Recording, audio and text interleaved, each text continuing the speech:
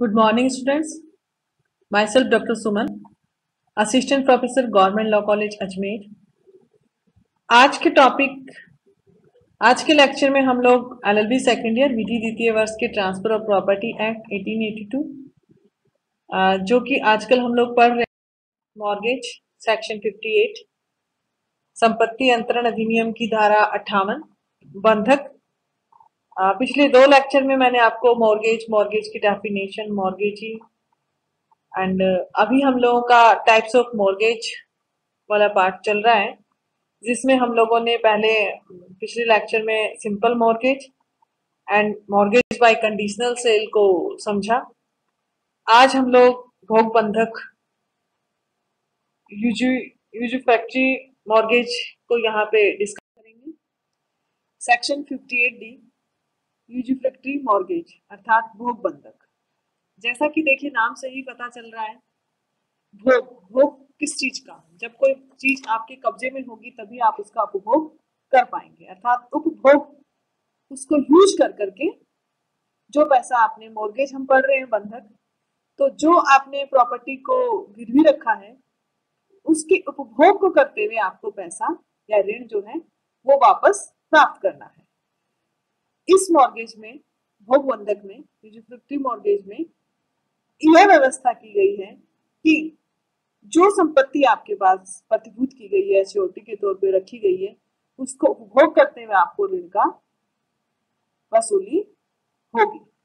अर्थात ऋणदाता को यह छूट है कि वो संपत्ति से अपनी इनकम करता रहे या संपत्ति से उसका उपभोग करता रहे, जिससे कि जो ऋण और जो ब्याज है जो उसको उस प्रॉपर्टी पे उसने सिक्योरिटी के तौर पे दिया है उसकी वो अदायगी कर सके।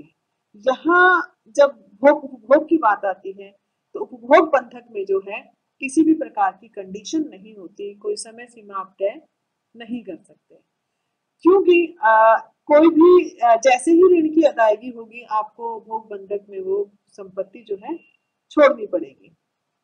बंधक का विमोचन, ऋण का जो बंधक करता है वो उसका विमोचन करा सकता है। जैसे ही ऋण समाप्त हो जाएगा भोग बंधक में उस संपत्ति को उपभोग करते हुए या किराए पे दे रखी है या एंजॉय कर रहे हैं या उससे आप उसका रेंट वसूल कर रहे हैं, तो जिस भी तरह से उसका ऋण चूक जाएगा आपको उसमें उस संपत्ति को बंधक से मुक्त करना पड़ेगा। यहाँ पे संपत्ति को उपभोग करते हुए बंधक किया गया है, अर्थात पर्सनल लायबिलिटी नहीं है, व्यक्तिगत जिम्मेदारी नहीं है, जैसा हमने सिंपल मॉर्गेज में देखा था। तो ये तो रहा भोग बंधक का इंट्रोडक्शन की भोग बंधक हम उपभोग या यूजुफैक्टरी मॉर्गेज हम किस टाइप से कर सकते हैं। आइए अब इसकी डेफिनेशन को समझते हैं।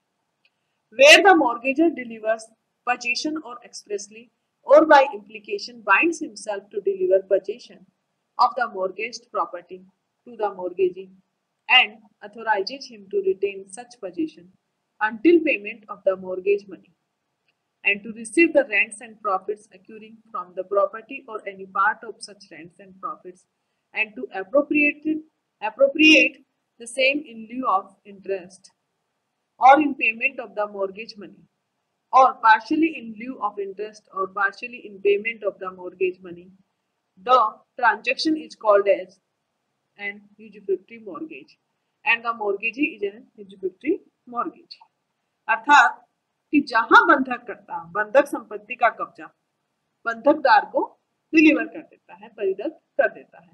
अर्थात देखिए इसकी पहली ही उसमें डेफिनेशन की फर्स्ट लाइन में लिखा हुआ है कि जहां बंधक करता, यानी कि जो मॉर्गेज कर रहा है, बंधक कर रहा है अपनी संपत्ति को, उसका कब्जा जो है वो उसको बंधकदार को दे देता है, डिलीवर कर देता है, यानी कि संपत्ति का कब्जा उसको दे देता है या परिदत्त करने के लिए अपने को अभिव्यक्त या विवक्षित तौर पे आबद्ध कर लेता है और उसे अथोराइज करता है, प्राधिकृत करता है कि बंधक धन का संदाय किए जाने तक वह ऐसा कब्जा प्रतिभृत करे, अर्थात कब्जा उसपे बनाए रखे और उस संपत्ति को प्रोद्भूत भाटकों और लाभों को, ऐसे भाटक और लाभ के लिए को प्राप्त करे और उन्हें ब्याज या बंधक धन के पेमेंट में या बंधक धन के चुकाने में उसका यूज करे, विनियोजित करे, वहां वैसा व्यवहार भोग बंधक और बंधकदार भोग बंधक कहलाता है। अर्थात जो मैंने अभी आपको बताया कि जहां संपत्ति का कब्जा है वो तुरंत दे देता है, क्योंकि जो संपत्ति नहीं देगा तो वो किसका उपभोग करेगा, बंधकदार जो है वो किसका उपभोग करेगा। तो जो संपत्ति उसने प्रतिभूति के तौर पे रखी है उसका कब्जा वो उसको दे देता है, और साथ ही ये कहता है मतलब उसका कब्जा देने के लिए अपने आप को आबद्ध करता है, तुरंत देता है, या फिर व्यक्तिगत रूप से उसे अपने आप को आबद्ध करता है कि वो उसको कब्जा देगा।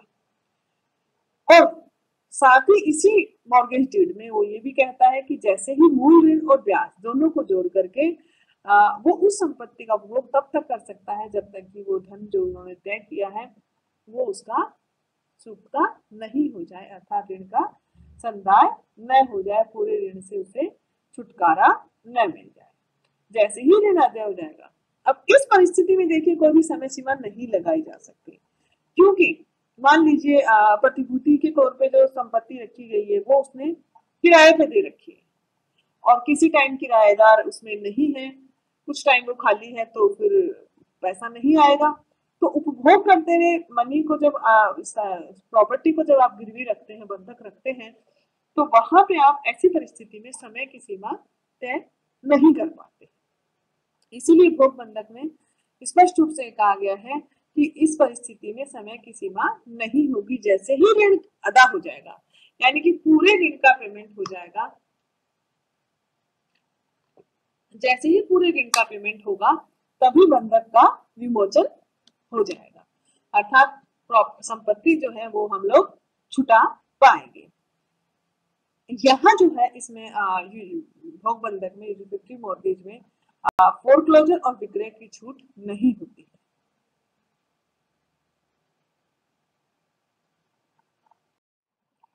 एसेंशियल फीचर्स ऑफ यूजिफिक्टी मॉर्गेज, अर्थात भोग बंधक जो है उसके अब आवश्यक तत्व क्या होंगे उन्हें हम समझ लेते हैं।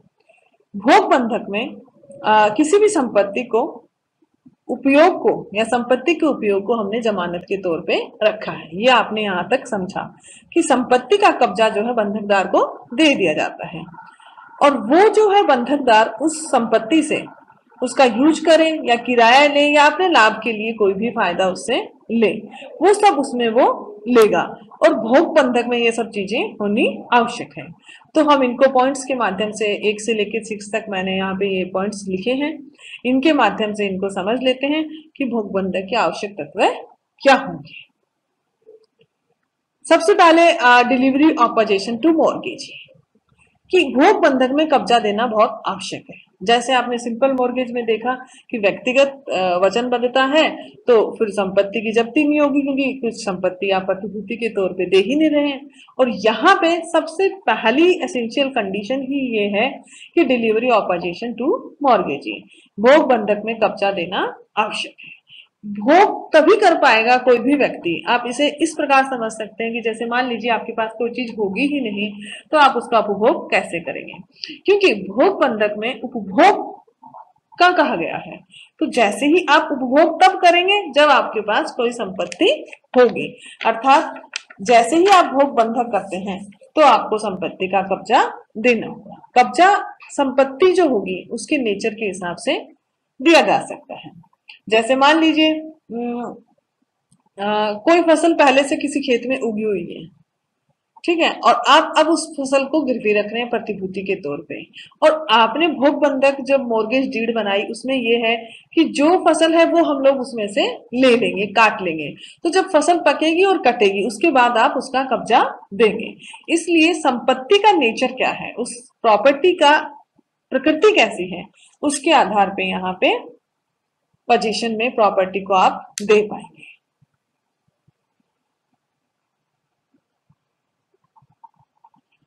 Right to retain position till payment of money, यहां पे जब हम किसी संपत्ति का कब्जा देते हैं तो कब्जा जो दिया गया वो टेंडरिंग पोजीशन पर्याप्त नहीं है। कब्जे का परिधान की निविदा आप करें ऐसा ही यहाँ पे पर्याप्त नहीं होगा। आप कब्जा उसे देंगे, जब कभी जिस समय बंधकदार चाहेगा उसे संपत्ति पे पूर्ण कब्जा उसको देना पड़ेगा, उसे पूरा कब्जा, संपूर्ण कब्जा आपको उसमें देना पड़ेगा। और टू वो उस कब्जे को तब तक बनाए रखेगा जब तक कि बंधक जो मॉर्गेज मनी है वो उसकी वसूल ना हो जाए। Right to retain position till repayment of money, अर्थात जब तक उस बंधकित संपत्ति पे वो कब्जा बनाए रखने का अधिकारी है जब तक कि पूरी संपत्ति का ऋण वसूल न जाए। टू अचीव रेंटल प्रॉफिट, कि उस संपत्ति से जब वो कब्जा उसने ले ही लिया तो जब उसके कब्जे में है तो वो उससे होने वाले लाभ, और अगर मान लीजिए उसने किराए पे दे रखी है तो रेंट, किराया जो है वो उसको प्राप्त करने का अधिकारी होगा। क्योंकि उपभोग करते हुए आप ऋण कैसे वसूलेंगे जब तक कि उस प्रॉपर्टी से कोई भी इनकम नहीं होगी।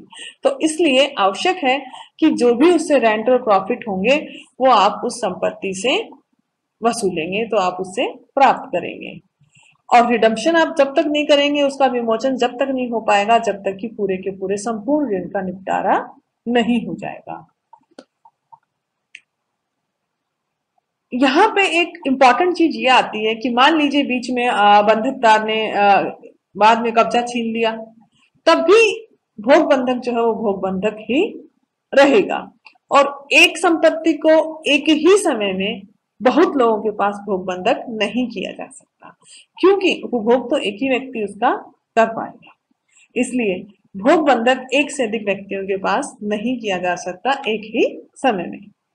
सेकंड एसेंशियल फीचर जो है वो है no right of the foreclosure और सेल, कि पूर्वबंध और विक्रय का अधिकार भोग बंधक में नहीं मिलता है। भोग बंधक में बंधकदार को जो है कोई भी अधिकार नहीं दिया जाता, उसे सिर्फ और सिर्फ पोजीशन का और उपभोग करने का राइट दिया जाता है। वो उतने समय के लिए प्रतिभूति का उपयोग कर सकता है जितने समय तक उसका ऋण का निपटारा नहीं हो जाए, जब्ती का राइट और सेल का राइट उसके पास नहीं होता है।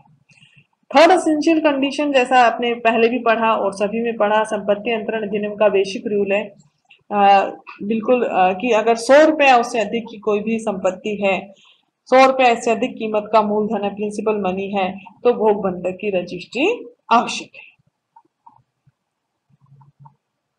और इससे कम कीमत है तब भी भोग बंधक रजिस्ट्री द्वारा ही हो सकेगा।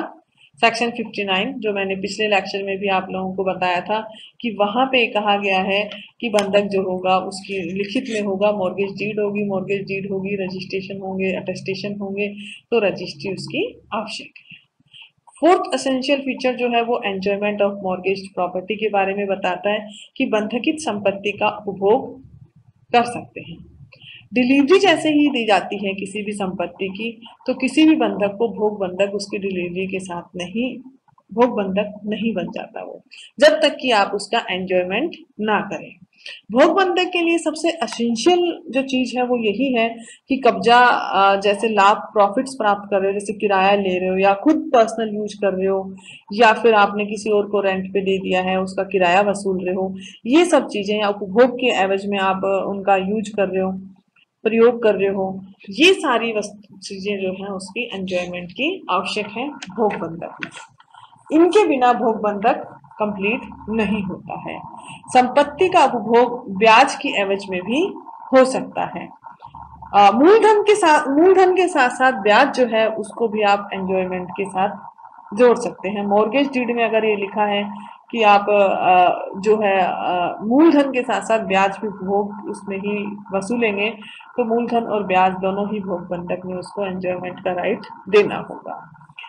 साथ ही आवश्यक तत्व है कि जो पर्सनल लायबिलिटी यहाँ पे कुछ नहीं होती है, नो पर्सनल लायबिलिटी, व्यक्तिगत दायित्व नहीं होता है। जैसा आपने सिंपल मॉर्गेज में देखा था कि सिंपल मॉर्गेज में पर्सनल लायबिलिटी होती है, यूजिफिक्टिव मॉर्गेज में भोग बंधक में पेमेंट अदा करने के लिए व्यक्तिगत दायित्व कहीं नहीं है, ना ही जब्ती का अधिकार है। जब्ती या विक्रय द्वारा उपचार जो है वो बंधकी को प्राप्त है। बंधकदार को प्रॉपर्टी मिल रही है, संपत्ति मिल जाती है, बंधक धन की वसूली के लिए वो उसका एंजॉयमेंट कर सकता है, उपभोग कर सकता है, लेकिन वो उस पर या फिर बंधक धन वसूल करने के लिए वो न्यायालय में विवाद चला सकता है, लेकिन वो उसको पर्सनल लायबिलिटी में नहीं बांध सकता। यहाँ पे पर्सनल लायबिलिटी नहीं होगी भोग बंधक में। एंड लास्ट एसेंशियल फीचर्स है आपका नो टाइम लिमिट और पीरियड। भोग बंधक की कोई अवधि नहीं होती है। जैसा मैंने स्टार्टिंग में बताया कि यहाँ पे जब आप राइट टू एंजॉयमेंट दे रहे हो कि आप इस बंधक धन की जब तक की पूर्ण संतुष्टि न हो जाए तब तक आप इसको श्योरिटी के तौर पे रख सकते हैं और इसी प्रॉपर्टी से आप इसको उपभोग करते हुए ऋण को वसूलेंगे। तो ऋण जब पूर्ण चुकता होगा उसी के बाद वो प्रॉपर्टी छूटेगी।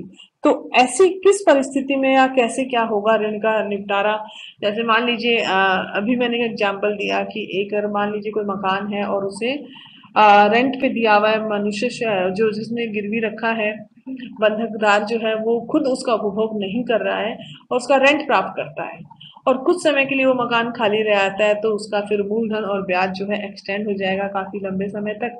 तो इसलिए यहाँ पे नो टाइम लिमिट या पीरियड जो है भोग बंधक की कोई अवधि नहीं है।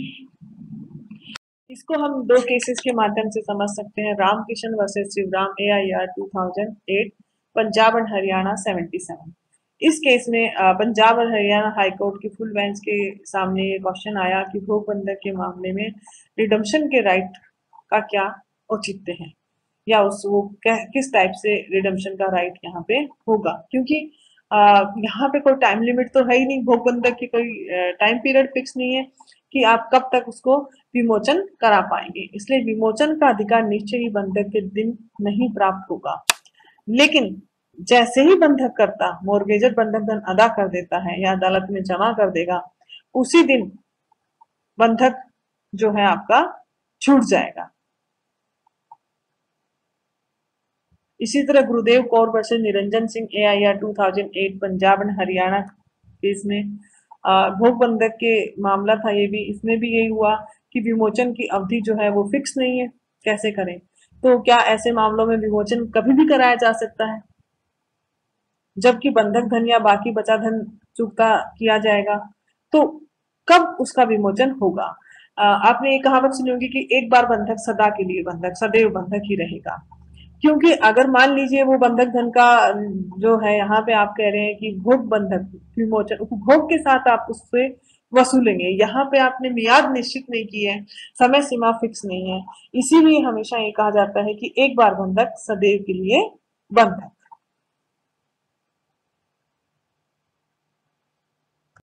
तो आज हम लोगों ने यहाँ पे भोग बंधक समझा, यूजिफिक्टरी मॉर्गेज को समझा। यूजिफिक्टरी मॉर्गेज जो है बंधक जिसे कि हम लोग प्रॉपर्टी संपत्ति जो है गिरवी रखी गई है उसके यूज के साथ ही उपभोग के साथ हम ऋण की वसूली कर पाते हैं। पर्सनल लायबिलिटी यहाँ पे कोई होती नहीं है, इसे समझा।